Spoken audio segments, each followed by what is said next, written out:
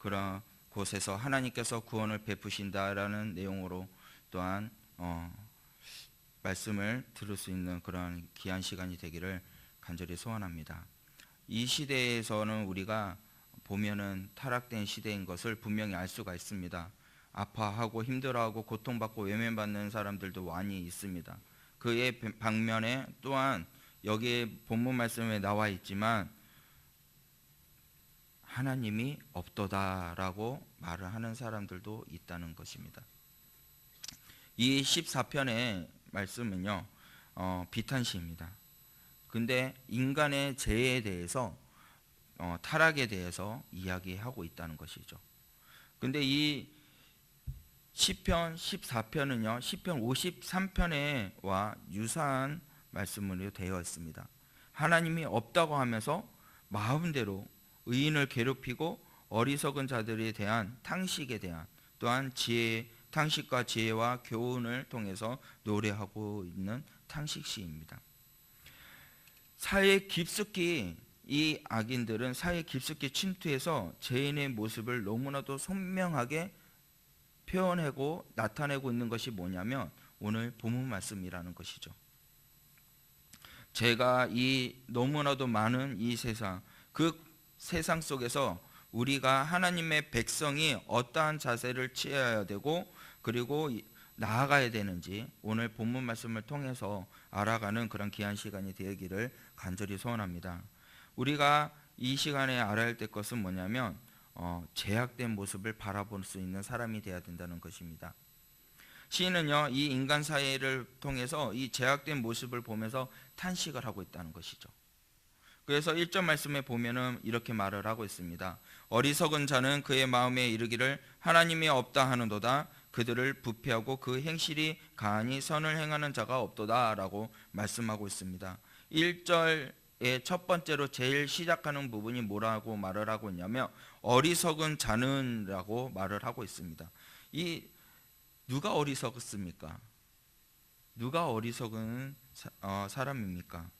일반적으로 우리들은요 어리석은 사람이라고 말을 하면요 그 사항에 맞지 않게 행동하는 사람, 그런 사람을 어리석은 사람이라고 말을 하고 있고, 열심히 노력을 하는데 결과가 좋지 않거나 뭐 그런 사람들을 어리석다라고 이야기를 합니다. 또 기본적인 것을 알아야 되는데 그것을 모를 때 또한 어리석다라고 우리들은 그렇게 말을 합니다. 그런데 시인은 여기에서 어리석은 자는 이라는 것은 무엇을 말하고 있냐? 그냥 지혜가 부족해서가 아니라는 것이죠. 그냥 단순히 부족해서가 아니라는 거죠. 도덕적으로 타락했다라는 것을 말을 하고 있다는 것이에요. 이사야 32장 6절 말씀에 이런 말씀이 있습니다. 이는 어리석은 자는 어리석은 것을 말하며 그의 마음에 불의를 품어 간사를 행하며 패악한 말로 여호와를 거스리며 줄인 자의 속을 비게 하며 목마른 자에게 마실 것을 없어지게 함이며 라고 이야기하고 있습니다. 어리석은 자는 어리석은 것을 말을 하고 그 마음에 불의를 품어서 간사를 행한다고 이야기하고 있는 거죠. 그래서 다윗이 이렇게 말을 하고 있는 것입니다. 어리석은 자는 영적인 것에 무감각해 있다라는 것을 표현하고 있다는 것입니다. 다시 말해 하나님의 말씀을 따르지 않고 그 교훈에 귀 기울이지도 않고 자신의 뜻대로 사는 사람들을 바로 어리석은 사람이라고 표현을 하고 있는 것이에요. 그 마음속에는 또 뭐랄까? 하나님이 없다라고 이야기하고 있다는 것입니다. 그분의 존재를 인정하지 않는다는 것이죠. 이들은 하나님의 관계가 단절되어 있는 상태이기 때문에 하나님이 계시지 않는다라고 이야기를 하면서 그렇게 삶을 살아가고 있습니다. 자신의 행동이 옳다고 하면서 행동하면서 삶을 살고 있다는 것이죠. 하나님이 없다고 주장하는 사람은요 바로 어리석은 사람이라는 겁니다. 어리석은 마음을 가지고 있다는 것입니다. 그 상태가, 그 마음의 상태는 어떠할까요? 1절 말씀에도 나와 있지만 어떻게 하면 부패하고 있다는 것입니다. 그리고 그 행실이 가증하다고 이야기하고 있습니다. 그의 타락된 모습은 뭐냐면 부패하고 있고 그의 행실이 가증하다라고 이야기하고 있다는 것이에요. 가증하다라고 말을 하고 있는데, 가증하다라는 것은 뭐냐면 하나님이 싫어하는 일을 행동을 하고 있는 것을 가증하다라는 것입니다. 그러한 모습으로 살아가는 사람들을 가증하다라고 말을 하고 있습니다. 그 삶에서는요, 선이 존재하지 않는다는 거죠. 그래서 시인은 이 모든 인간이 이런 어리석은 자의 모습처럼 보인다라고 이야기하고 있습니다. 어리석은 자들은요, 하나님의 존재를 인정하지 않아요. 두려움 없이 자기 자신을 바라보면서 산다는 거죠. 자기 자신이 옳다면서 삶을 살고 있다는 것이죠. 그렇기 때문에 그들의 마음과 행동들이 어떻게 해요? 더 악해져 가고 있다는 거죠. 부패하다고 또 이야기하고 있습니다. 부패하다는 것은 뭘까요? 파괴되었다는 겁니다. 항폐되었다는 것입니다. 하나님의 형상대로 지음을 받은 우리들이 모습은 사라졌다는 거죠. 그것이 폐허되고 공허되고 악인들의 모습으로 갖춰져 가고 있다는 것입니다. 어리석은 자의 가장 큰 어둔한 거고 우둔한 모습은요, 하나님이 없다라고 확신을 참면서 사는 사람들을 말을 하는 것입니다. 그래서 그런 어리석은 사람들은 그의 신념과 그의 믿음을 통해서 다른 사람들을 결국 어떻게 하냐면 잘못된 길로 인도하게 된다는 것이에요. 그래서 마태복음 15장 14절 말씀에 이런 말씀이 있습니다. 그냥 두라. 그들은 맹인이 되어 맹인을 인도하는 자로다. 만일 맹인이 맹인을 인도하면 둘이 다 구덩이에 빠지니라 하시니라 라고 말씀하고 있습니다. 어리석은 자는요, 맹인이라는 것이에요. 그 맹인이 하나님을 믿고자 하는 사람들을 다시 타락시켜서 맹인으로 만들어서 어떻게 해요? 구덩이에 빠지게 된다는 것입니다. 이러한 시대에 우리는 살고 있습니다. 이러한 부패된 시대에 살고 있습니다. 하나님의 자녀로 우리 모든 백성들은요, 하나님의 형상대로 지음받은 사람들입니다. 그런데도 불구하고 부패해지고 있다는 것이죠. 어리석은 사람의 형상에 따라 살고 있다는 것입니다. 하나님이 인간을 창조하셨을 때 선한 모습으로 창조하셨습니다. 말씀으로 창조하셨고 하나님의 형상대로 창조하셨습니다. 그런데 악한 모습으로 통해서 부패되어 가고 있다는 거죠.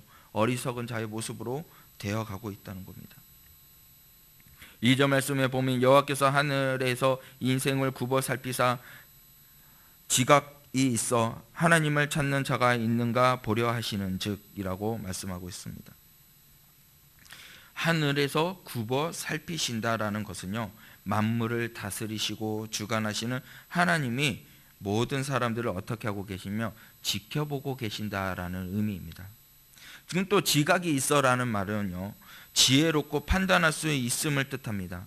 지각이 있는 자가 곧 지혜 있는 자라는 것을 말씀해주고 있다는 것이에요.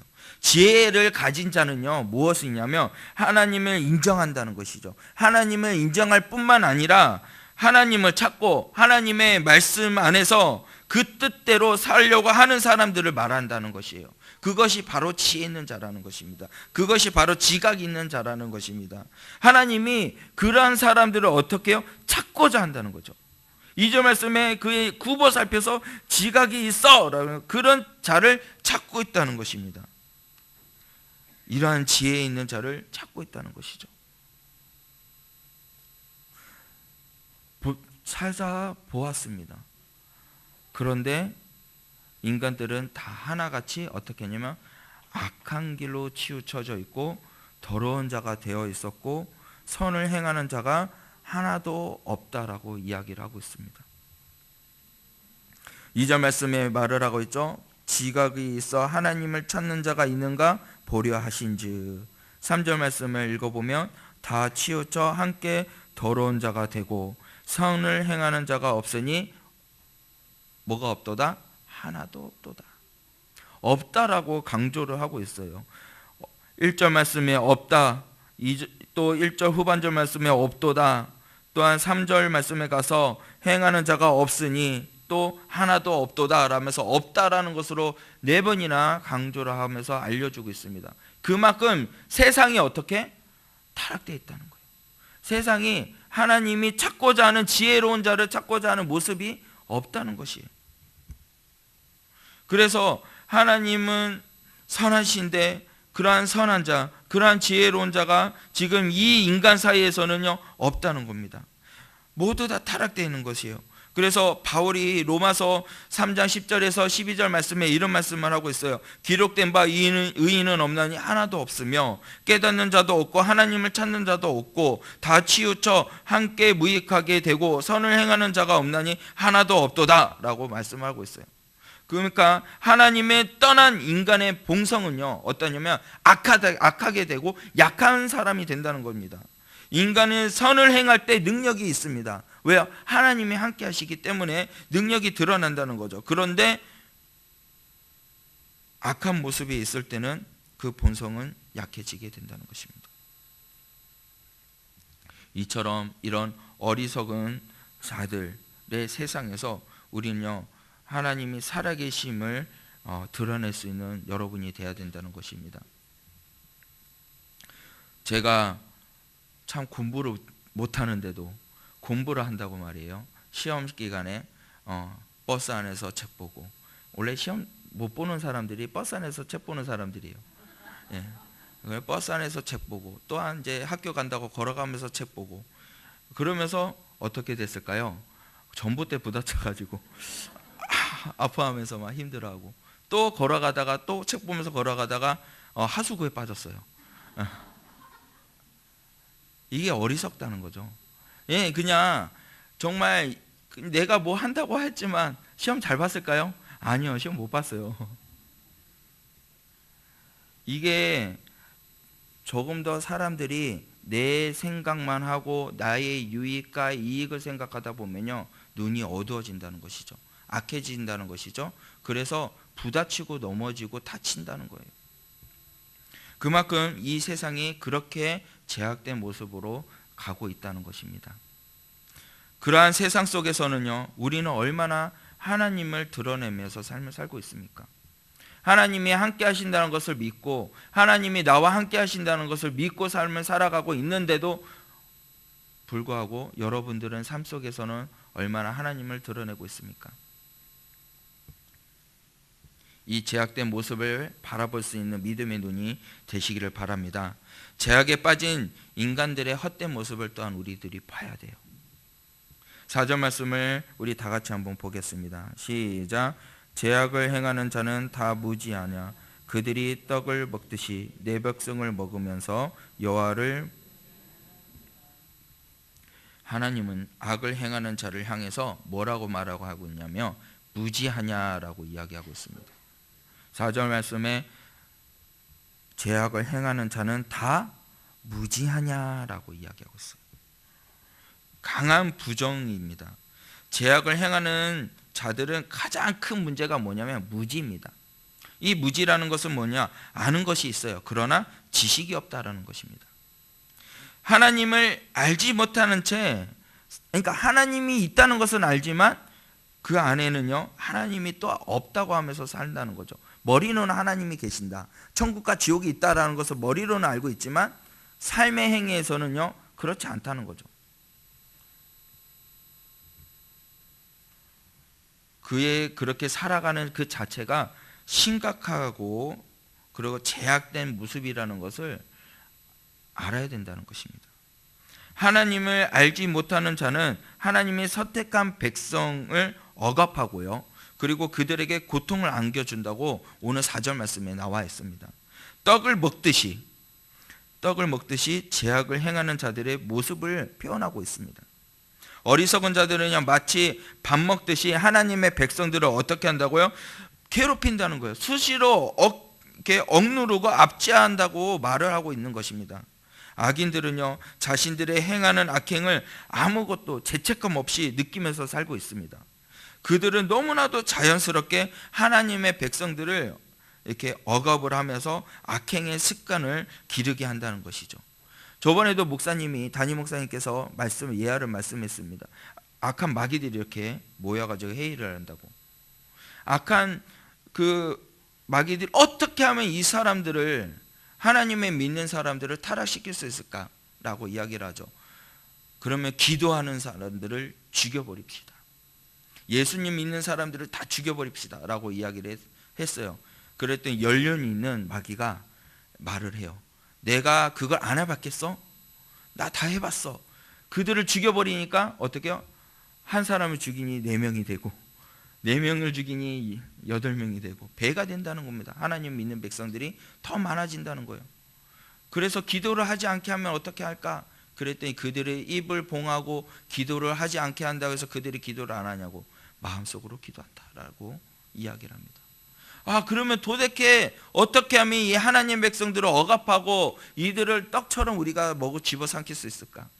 라고 이야기를 하는데, 정말 연륜이 있는 그런 마귀가 하는 말을 게으름을 줍시다 라는 거 이야기를 해요. 게으름. 뭐냐면 내가 해야 할 일을 내일로 미루게 하자라는 것이에요. 교회는 열심히 다니게 해요. 교회는 열심히 다니겠지만 그 교회에서 해야 할 일을 분명히 하나님의 뜻을 따라 행해서 삶을 살아야 되는데 그냥 다음에 하자라는 거예요. 또 내일 하자. 내일 되면 또 내일 하자. 그렇게 하면 어떻게 될까요? 일을 하지 않게 된다는 것입니다. 여러분, 이렇게 악한 영들은요, 우리를 어떻게 하냐면 조금만 뒤에, 조금만 더 이렇게 유혹을 하고 넘어뜨린다는 것이에요. 너 지금 해야 할 일이 이거잖아. 그런데 야, 지금 안 하면 어때? 나중에 해도 되잖아. 나중에 해. 이렇게 말을 한다는 거죠. 그렇게 해서 넘어뜨리고 쓰러뜨린다는 것이에요. 저와 여러분은 어떠한 모습을 하고 있습니까? 하나님께서는 원하시는 것은 너 지금 당장 일어나 걸어라라고 이야기하고 있습니다. 그런데 아버지, 저 조금만 더 누울게요. 나중에 걸을게요. 나중에 뛸게요. 이런 모습이 있지 않았습니까? 어떠한 모습이 있습니까? 주님이 명령하시면 여러분들 일어나서 걸어가고 뛰며 달려갈 수 있는 여러분이 되시길 바랍니다. 주님이 명령하시면, 주님이 말씀하시면 그곳에 서 있어야 돼요. 주님이 뜻하신 곳에 내가 있고, 주님이 눈물 흘리는 곳에 내가 그 눈물 있는 곳에 서 있는 사람이 되며 기도하고 눈물 흘리는 자가 되기를 원하시는 것이 하나님의 마음이며 뜻입니다. 그것이 바로 지혜에 있는 자라는 것이에요. 이렇게 세상은요, 우리를 향해서 어떻게 떡 먹듯이 우리를 억압하고 넘어뜨리게 하고 있다는 것입니다. 하나님을 떠나게 한다는 것이죠. 죄악에 빠지게 한다는 것이죠. 인간은 너무나도 추악하고 허무하게 모습으로 살아가고 있습니다.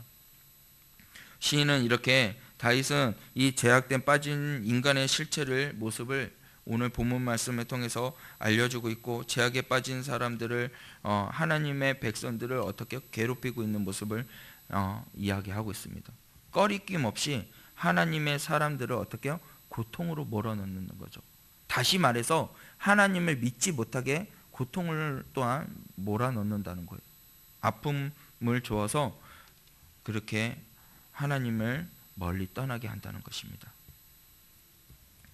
여러분, 아픔과 힘듦이 있을 때에도, 고통 가운데 있다 할지라도 하나님을 놓지 않는 여러분이 되시기를 바랍니다. 정말 있었던 일입니다. 선교사님이에요. 늘 아들과 자녀들을 향해서 하나님의 말씀을 선포하고 알려주고, 그리고 그 아이를 무럭무럭 잘 자라게 했어요. 그런데 무장인한테 붙잡혔습니다. 아들하고 아빠가. 그래서 그 무장하신 분들이 그 선교사님을 향해서 너 지금 하나님, 이 순간 하나님을 부인하면은 너도 살고 네 아들도 살려줄게 라고 이야기를 했어요. 그랬더니 고민이 되는 거예요. 총은 아들한테 겨누고 있고, 그 선교사님은 어떻게 해야 되지 하면서 불안해하고 있는 순간에 아들이 하는 말이 이런 말을 합니다. 아빠, 뭘 그렇게 고민하세요? 아버지가 나한테 알려주신 그 하나님, 아버지께서 알려주신 그 목자구의 십자가에 못 박혀 돌아가신 그 예수님 살아계시지 않습니까? 살아계시지 않습니까? 왜 그런데 고민하십니까? 그러면서 그 아들은 그 건너편에 지뢰밭으로 뛰어들었답니다. 그러면서 그 아이는 죽었어요.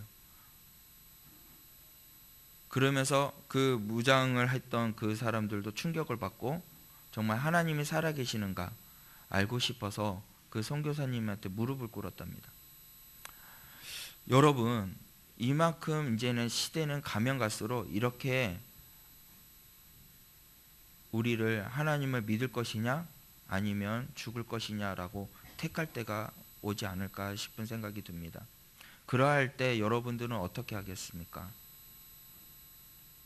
어떠한 중국에 계시는 목사님이 예배를 드리고 있는데 또 무장한 그런 총을 들은 사람들이 교회를 확 들어와 가지고 문을 걸어 잠그고 총을 막 청장에다 쐈습니다. 그리고 나서 모두 다 앞으로 가! 그러겠죠. 예배 중에 총소리 나니까 다들 엎드린 상태에다가 앞으로 다 모였어요. 그러면서 이야기를 합니다. 너희들 지금 이 순간 살고 싶으면 교회를 나가라. 그리고 다시는 교회 찾아오지 마라. 하나님을 멀리 떠나라. 라고 이야기를 했대요. 그랬더니 거기서 목사님과 장로님과 손을 딱 잡고 그리고 더불어 이제 모든 집사님과 성도들이 손을 붙잡고 이제 막 기도하면서 있었어요. 그런데 갑자기 누군가 두벅하는 걸어가는 소리가 들린다는 거예요. 그랬더니 옆에 있던 장로님이 목사님 손 잡고 손을 이렇게 놀라 그러는 거예요. 일어나려고. 그랬더니 목사님이 손을 꽉 잡고 무조건 앉혔답니다. 그렇게 하면서 있다가 갑자기 총을 한번 빠바방 더 쐈대요. 그리고 나서 그 강도들이 문을 열은 거예요. 그래서 지금 현재 이 자리에 모여 있는 사람들 정말 하나님을 섬기는 사람이군요. 그러면서 총을 던지면서 저도 함께 같이 예배 드립시다. 그렇게 말을 하더라는 거예요. 정말 반전이죠. 죽일 것 같이 했는 그 강도들이, 그런 무장한 사람들이 어떻게 해요? 정말 하나님을 믿는 사람들만 이곳에 있군요 하면서 예배를 다시 드리자고 했다는 것이에요. 여러분, 그러한 상황 속에 닥쳤을 때 여러분들은 어떤 모습에 있겠습니까? 주님을 외면하면서 떠나겠습니까? 아니면 죽음이 온다 할지라도 주님을 붙잡는 사람이 되겠습니까?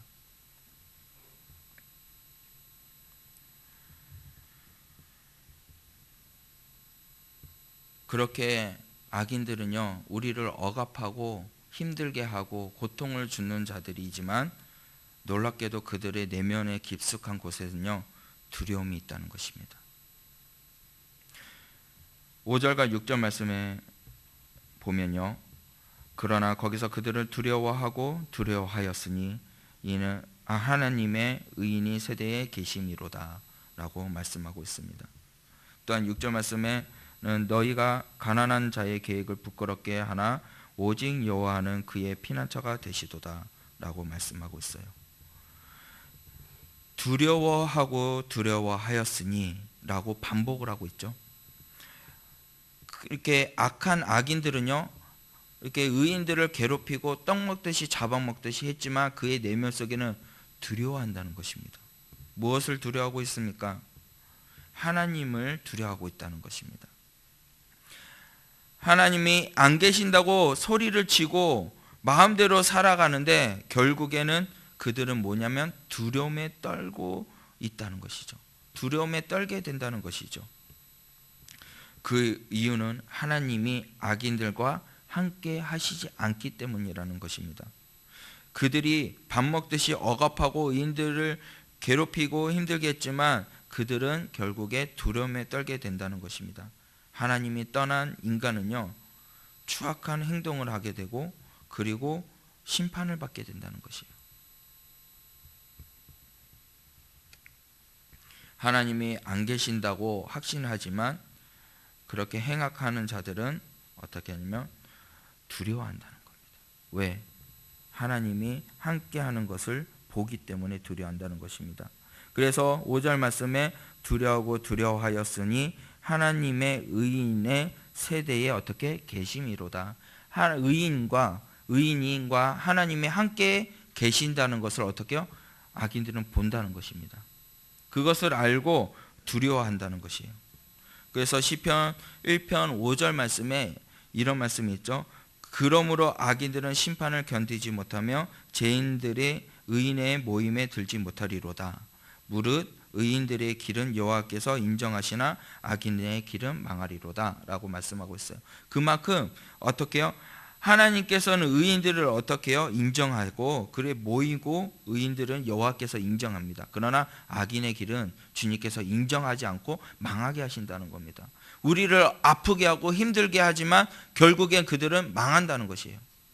왜? 하나님이 그렇게 하신다는 겁니다. 하나님이 왜? 그들을 떠나있기 때문에 그렇다는 것이죠. 그렇지만 그의 반대로 의인들은 하나님께서 함께 하시기 때문에 의인의 길은 여호와께서 인정해 주시고 그의 길을 인도해 주신다는 것을 믿으시길 바랍니다. 하나님은요, 의인된 사람들과 함께 하신다는 거죠. 지식 있는 자, 지혜 있는 자와 함께 하신다는 것이죠. 그리고 마지막 7절 말씀으로 통해서 이스라엘의 구원이 시온에서 나오기를 원하는도다. 여호와께서 그의 백성을 포로된 곳에서 돌이키실 때 야곱이 즐거워하고 이스라엘이 기뻐하리로다 라고 말씀하고 있죠. 구원을 소망하는 노래의 사람이 되어야 된다는 것이에요. 이 모든 것을 악한 세대에서 의인을, 하나님의 백성을 하나님께서 어떻게 했냐면 구원해 주신다는 것입니다. 시인은 이 인간의 어리석음과 타락한 이 세상을 대해서 탄식을 하면서도 그의 고백 속에 무엇을 하고 있냐면 하나님이 구원에 대한 노래를 하고 있다는 것입니다. 그것을 잃어버리지 않고 이스라엘에 있는 모든 공동체에 하나님 구원이 임하기를 소망하면서 찬양하고 있다는 것입니다. 저와 여러분들은요, 악한 세대에 살고 있지만, 그렇지만 괴롭히고 현실 앞에 있지만 하나님이 나와 함께 하심을 믿으시고 하나님이 나의 피난처가 되시는 것을 믿으시길 바랍니다. 우리를 건져주신다는 것입니다. 우리를 아파하고 힘들고 하는 그 악인의 손에서 구원의 손길을 우리를 붙잡아 주시고 인도해 주신다는 것을 기억하시길 바라요. 믿음의 사람들은요, 하나님이 시온에서 구원을 베푸실 것이라는 것을 확신을 붙들고 살아야 된다는 것이에요. 구원자이신 하나님을 노래할 수 있는 저와 여러분이 되시기를 바랍니다. 이스라엘의 구원이 하나님의 성소에 있는 그 시온에서 나오기를 소망하고 있다 그러면서 7절 말씀에 말씀하고 있습니다. 또한 악한 자들을 붙들린 사람들을 풀려나서 이스라엘 그 기뻐하는 날을 기대하고 있다는 것이에요. 이렇게 믿는 사람들이 죄로 가득한 이 세상 속에서 구원의 하나님을 고백하고 그분을 노래할 때 뭐가 없어지냐면 좌절이 없어집니다. 어려움이 사라집니다. 그 대신에 소망이 되고 그리고 기쁨에 가득 차는 그러한 믿음의 삶을 살게 된다는 것이죠. 의인의 길의 삶을 살게 된다는 것입니다. 이 시편에서는요, 우리에게 알려주고 있는 것이 뭐냐면 부패되고 있는 이 세상 가운데서 하나님을 바라보라라는 것입니다. 눈을 들어 산을 보아라. 너의 도움이 어디서 올꼬? 천지를 지으신 여호와께 있다는 것을 기억하시길 바랍니다. 우리의 눈이 하나님을 향해야 돼요. 구원에 받기를 원하십니까? 그렇다면 구원함에 이르기를 원하신다면 예수님이 나와 함께 하신 것을 믿으시길 바라요. 내 삶 가운데 모든 것을 인도해 주시고 주관해 주신다는 것을 믿으시길 바랍니다. 그러면 구원함을 얻게 된다는 거예요. 예수님을 믿으면 멸망받지 않고 영생을 얻는다는 것이에요. 주 예수님을 믿으시길 바랍니다. 이 모든 세상에 사망의 권세를 깨뜨리고 이기신 그 예수님을 내 마음속에 모시는 자는 어떻게 해요? 구원을 함을 얻는다는 것이에요. 세상이 우리를 억압하고 넘어뜨린다 할지라도 주님을 바라보는 그러한 시선이 되었을 때 주님께서는 어떻게 해요? 우리를 구원해 주신다는 겁니다. 주님을 바라보시길 바랍니다. 이 두 눈이 주님을 향했을 때 어떠한 일이 일어나냐면 주님을 일하는 것을 보게 된다는 것이에요. 성령님이 함께 함을 믿고 사신다면, 나와 함께 하신다는 것을 믿고 산다면 여러분 삶 가운데 두려움은 사라지게 되고 주님의 일을 보게 될 것입니다. 주님의 일을 보시기를 원합니까? 그렇다면 여러분들의 시선을 주님 앞에 두시길 바랍니다. 세상에 두지 마시고 하나님을 바라보시길 바랍니다. 마음속으로 또한 주님께서 우리에게 성령님께서 하시는 말씀을 들을 수 있는 여러분이 되시기를 바랍니다. 그러면 주님의 하시는 일을 눈을 볼 수 있게 됩니다. 비록 이 땅이, 이 세상이 황폐하고 주님이 모르는 자들이 많이 일어난다 할지라도, 외면한 자들이 있다 할지라도, 의인들을 먹여 삼키려고 하더라도 주님은 우리의 반석이십니다. 우리를 건져주십니다. 우리의 요새가 되어주십니다. 우리의 구원자가 되어주신다는 것입니다. 그것을 믿고 나아간다면 주님의 마음을 알게 됩니다. 주님은 일하는 것을 보게 되고요, 그가 우리를 위해서 십자가 못 박혀 죽으심으로 이 죄 가운데서 사는 우리들을 구원해 주신다는 것을 믿으시길 바랍니다. 주님이 주시는 그 은혜 가운데 감사함으로 찬양을 드릴 수 있는 우리 구미 성종교 성도님들이 되시기를 바랍니다. 이 어두운 땅이 우리를 변화시키려고 합니다. 계속 하나님을 믿지 못하게 합니다. 나의 가정을 바뀌려고 하죠. 여러분, 하나님의 의인의 가정의 삶을 살기를 원하십니까? 그러면 주님의 일하시는 것을 보시길 바라요. 그것을 보기 위해서는 내 마음속에 예수님이 일하는 것을 보셔야 돼요. 행한 성령님이 나와 함께 하시는 것을 보셔야 됩니다. 그러면 여러분들의 가정이 변화됩니다. 여러분들의 자녀가 변화가 됩니다. 왜냐하면 주님이 일하고 계시기 때문에. 이 모든 것을 주님 앞에 기도하고 맡기고 나아가면요, 전능하신 하나님의 손길을 느끼게 될 것입니다. 그의 나라, 주님의 나라가 여러분들 가정에 임할 것입니다. 우리의 모든 시선을 주님께 드립시다. 우리의 모든 마음을 주님께 드립시다. 그러면 구원함을 얻습니다. 또한 찬양으로 주님 앞에 영광 올릴 수 있게 된다는 것입니다. 이 타락된 이 세상 가운데 우리가 구원의 노래를 부를 수 있는 것은 주님이 나와 함께함을 믿었을 때 구원의 노래가 우리의 입에서 찬양이 넘쳐난다는 것을 꼭 기억하시고, 주님의 영광과 구원의 손길을 느낄 수 있는 주의 그리스도의 백성들이, 구미 성종교회 성도님들이 되시기를 바랍니다.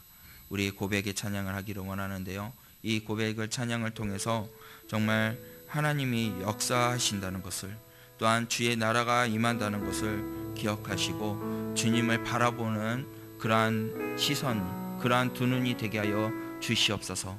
세상의 것을 벗어버리고 주님을 바라볼 수 있는 저희들이 되게 하여 주시옵소서 라고 고백할 수 있는 여러분이 되시고, 간절히 또한 그러한 기도할 수 있는 여러분이 되시기를 바랍니다.